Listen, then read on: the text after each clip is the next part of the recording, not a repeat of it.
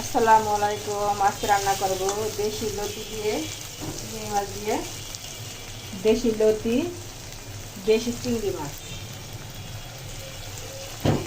এই তো আমি এক একে মশলাগুলো দিয়ে দেবো। পেঁয়াজটা লাল লাল হয়ে স্বাদ মতো লবণ দিয়ে দিচ্ছি, কাঁচামরিচ, তেজপাতা, দুটো এলাচ। এখন দিয়ে দেবো হলুদের গুঁড়ো, মরিচের গুঁড়ো।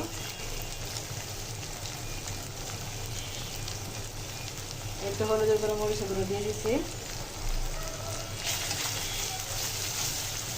এখন দিয়ে পরিমাণ মতো পানি।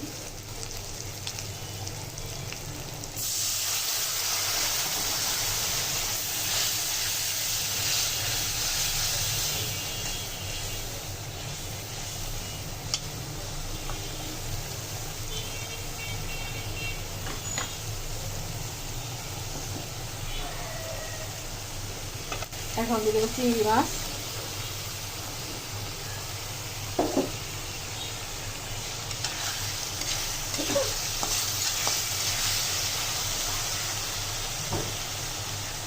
দিয়ে দেবো লতি।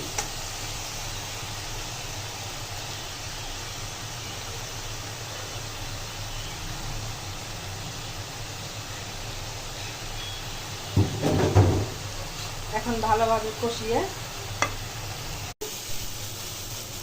এখন ঢাইকা দিব। এখন দিয়ে দেবো জিরার গুঁড়ো।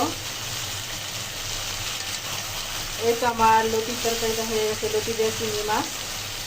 ভালো লাগলে লাইক, কমেন্ট, সাবস্ক্রাইব করবেন এবং শেয়ার করবেন।